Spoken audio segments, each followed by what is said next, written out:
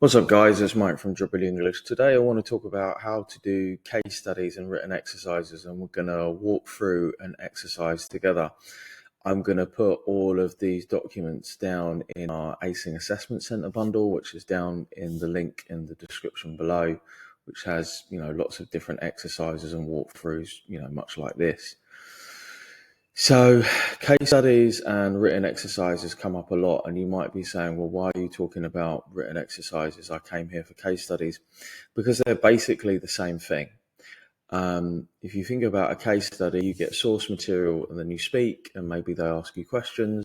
And then if you're getting a written exercises, you get source material and then you write, and maybe they ask you questions. But essentially, it's the same thing. Now, this is an exercise which is pretty basic. I would say it used to be aimed at interns. I spent the best part of 10 years writing case studies and written exercises and different types of exercises for probably most of the biggest companies that you can think of to simulate their sort of material. And they work out pretty well. One thing I would say is that in my experience, outside of management consulting, case studies and written exercises are getting much easier than they used to be. I can remember 2014, 2015, JP Morgan used to do like a 100-page bundle that you had to go through for M&A. And it wasn't unheard of to get like 15, 20-page case studies, written exercises in assessment centers. And now it's more like 4 or 5 pages. So this is an exercise called Biscuits. It's 5 pages. The timings, sort of for a case study would be about 20 minutes. So 15 minutes to read and prepare, 5 minutes to present, and then a written exercise is 20 minutes to complete. This is pretty basic. So it was one of the first exercises that I ever wrote all the way back in 2014, and it's just got a single question. I would say most case studies and written exercises will have 3 questions, right? You'll kind of have a major and 2 minors. And the way that these exercises are made up is pretty simple. It's like, here, company X has Y problem, choose from solutions. What is their problem? And also maybe what is a question which is related to the wider context of the problem. Like, say, for example, I can remember an exercise from PwC, which I think is still going around, about hotels. And it was like, we'll talk about, what is the problem that this hotel is having, talk about the wider implications of being more environmentally friendly, and then choose from these solutions. Now, the most important thing when you go into an exercise, and I'm going to go through sort of a system and a framework to think about this, because very often people get obsessed with kind of, is this the specific exercise? It doesn't really matter, to be honest with you. If you've got a good system and a framework, then you can really solve any problem. It's just about repetition and the more practice. So a really important thing to add is just making sure that you get as much practice as possible. That's the thing that's going to make you better. Plus, the practice has to be within the time allowed. There's no point, and this is super common, people obsess about being perfect, and therefore they'll take 40 minutes to do a 20 minutes exercise. This is pointless. It's like saying, well, I want to do my 400-meter time in my 800-meter time. Well, I mean, that's not very realistic, is it, when it comes to the real thing? So the steps that you want to go through for this is, first of all, you want to make sure that you divvy up your time precisely, always, right? So this is for a wonderful written answer. Really it's the same sort of thing. If you're doing a case study, then you're going to have some sort of, hopefully you have like some crib paper, or you've a document up on a laptop where you can just make some notes. The most important thing is the notes have got to be easy to read if you're going to have to present them on the fly. They've got to be brief, right? So you're always going to be tempted to read for longer than you have. Don't do that. The time is your master. So as soon as a third of your time is done, you move on. Have a phone if you're allowed a phone. If not, have a watch. Lots of people just forget having a watch. You start to, your reading begins, you get the material, open the material, find the question, understand the question, and check how many questions there are. The reason why I say this is because For over 5 years, I trained people face to face. And a really common mistake that I found that people made was that they didn't read through and understand all the questions. So then they're presenting their answer or they're giving me their written answer, and I'm like, that's cool. Where's the answer to question 3? And they're like, wait, what? Sometimes something to understand before you begin is that the material is designed almost to not be completed in the time at times, right? And also to have something which is hidden or requires a little bit more of it's just intelligent problem solving under time. So not necessarily everything is going to be relevant. So once you understand that, you assign time to each question. So in this case, with the biscuits exercise, you've just got one question. So we pretty much know what we're doing. But what you want to think of is if you've got a major question and 2 minor questions, or a major and a minor. Say, for example, it's like, what's the problem that the company is having? What's 5 things that they can do to improve? And which of the 6 solutions do you choose? Well, question 1, what's the problem? Quick. Question 2, what's the 5 things that they can improve? Reasonably quick. Question 3, what are the solutions? Well, you're going to kind of maybe you have to do some basic numeracy. You go through and do your pros and cons. That's a major, right? So being able to allot your time really quickly means that, first of all, when you get an exercise like this, you always want to skim read through. So what most people will do is that they're just going to start at the start and they're going to read through until the end, like it's a book, right? So go based on the information provided by that time. So if we had 20 minutes to complete, we'd have like 6 minutes to read.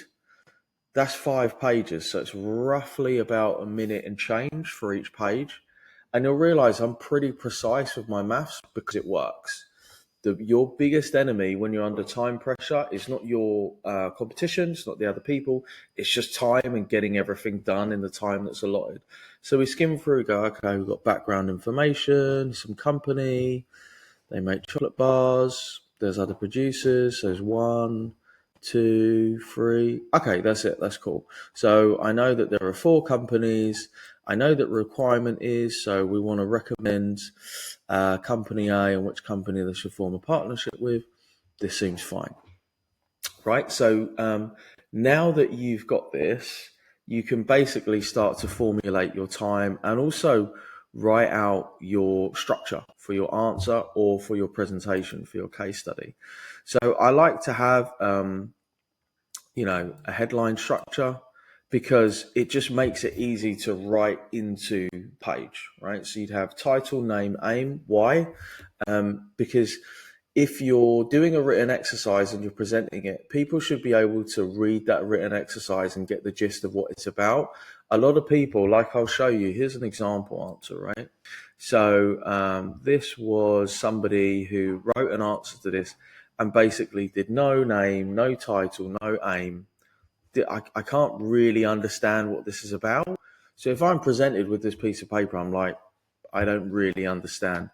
A good written exercise answer should basically have, an aim, and I'll show you an answer that I did earlier as well. So it shouldn't. So report to advise and analyze the companies in consideration to form a partnership, and which company would be most suitable and why. This is fine.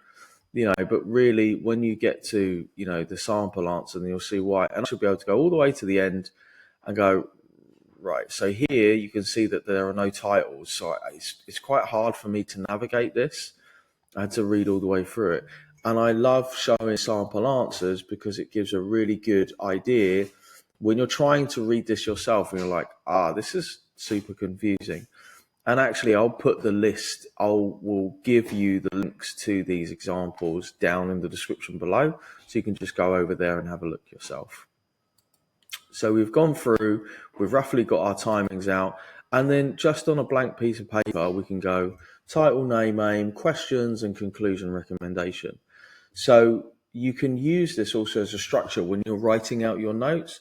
So the point is, when you're going through and looking at the exercise itself, you're going to have like, right, company, okay, so yeah, the chocolate bar producer, household name, okay, cool, excellent brand image, senior management has come to, so they want and understand the rationales behind it. So there's a little bit of background information, but there's not a lot. The key things that we're looking through once we start to skim read through the text is like, I'm trying to look for any quantifiable facts, right? So I'm looking for data, graphs, sources, names, anything like that, not just vague opinions. So I'm like, oh, so company B, this is located in the Midlands, biggest biscuit producer in the UK. Okay, so it's a big biscuit producer. So already when we're trying to ascertain our solutions, which I like to think about stuff in the simplest way possible, but we're just thinking about pros and cons.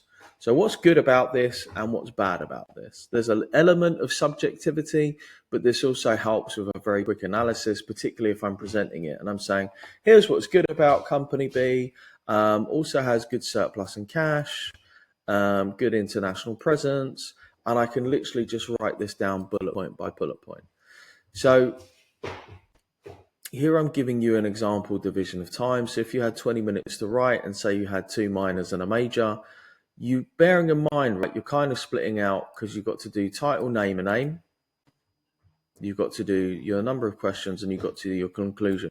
The same could be true for a case study, right? So you're like, okay, so how do I start my presentation? It's important that I come across as confident. Hi, my name's Mike. Today I'm going to be talking about biscuits. This is an exercise about company A, which is a biscuit producer, and I'm going to be outlining the pros and cons of 3 potential partnerships. And finally, I'm going to conclude by talking about which company is the best one for us to partner with based upon the constraints provided. Cool. That's our sort of presentation done. And this is going to vary person by person. Some people can just reel it off the tongue. Most people can't, in all honesty. Sometimes when I go through and do this live on one-to-one calls, people are like, oh, how did you do that? That's so smooth. I've had 11 years practice. So I'm reasonably good at thinking on my feet. I should be, right? Otherwise, what am I doing here? So always think about if time needs to be shifted, you always want to answer the big question to get the exercise complete, but there will not necessarily be completeness in depthness of everything that you're doing, right? Does that make sense? So the point of the matter is that question 1 might be really short. Question 2, the answer to that might be really short, but you're sort of giving, because you're like, right, the real meat and potatoes of this is kind of set. So I could just go, company A is a biscuit producer. Its problem is that it wants to make more biscuits. Here are the 3 choices. And then I actually give some level of depth and weight to the breakdown of B, C, and D, because there's an element of compromise. And I think something that often gets missed in kind of an idealistic portrayal of preparation and doing exercises, particularly for big companies, really competitive companies, whether it be Goldman Sachs, Boston Consulting Group, PwC, whatever that is that there's got to be an element of compromise, which is tempered the more exercises that you practice. The more exercises that you practice, the better that you get at picking up stuff that's relevant, putting down stuff that's not relevant. Because in the beginning, the first 3 times you do different exercises, they're probably going to be rubbish, and then you get better from there. I always suggest writing in bullet points. I also like notes in bullet points because it's just right. The next one thing, the next one thing. People sometimes like to write in big ass paragraphs. Paragraphs for me should be a maximum of 3 to 5 sentences. A question that I always used to get asked by top students, they're like, but does it matter? But what if I, write like this, write like that? Look, listen, if it's crap, it doesn't matter either way. But if it's a bullet point, I just like stuff that is as simple as possible for you to do, because then it's just going to be really easy to read, really easy to present, and really easy to understand.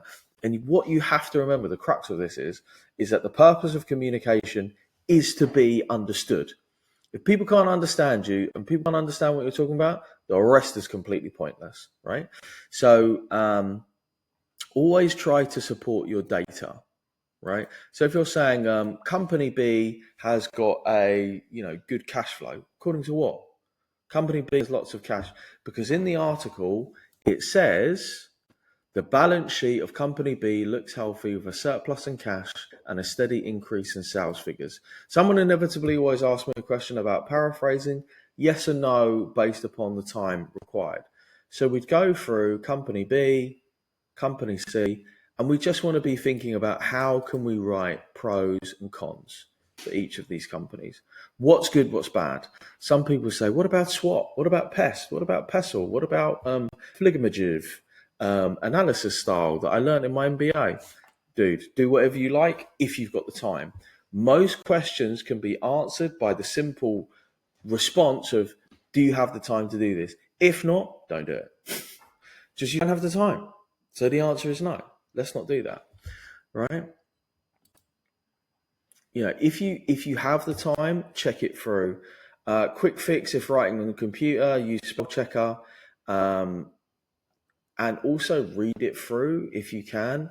I like the idea of, if you've got a case study, just speaking it through under your breath, just having that first practice through if you have the time. Formatting, for me, I always like stuff Arial 12 point. I like headings in bold, title and 14 point and centered. Sub bullets should be lettered, just little things like this. You might think it doesn't make a difference, but if you look at this, it makes a difference. It's just an easier presentation of information.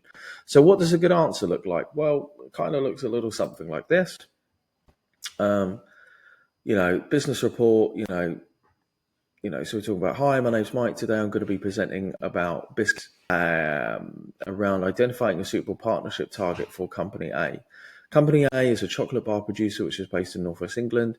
It's a household name which is built through high quality and aggressive marketing, and it's become famous for being socially responsible through its fair trade stance on coconuts. It's currently searching for a biscuit producing partner, and we have 3 potential choices, which is Company B, C, and D, which I'm going to go through now with you. Company B is located in the Midlands. Some things that are great about it, which is that it's the biggest biscuit producer in the UK. It has a wide variety and large contracts with supermarkets in place, which means it has strong monthly recurring revenue. It currently has the best-selling biscuit in the market, a strong balance sheet, cash surplus, and also positive sales figures, and also presents the opportunity to expand into Europe and North America, where it has an international presence. Bit of a drawback is that it's not planning to currently diversify in other areas. Company C is located in Cornwall, which is probably a little bit of a distance away. It's a high-end biscuit producer. It offers tailored biscuits for special events, so it's probably a little bit of a smaller niche company.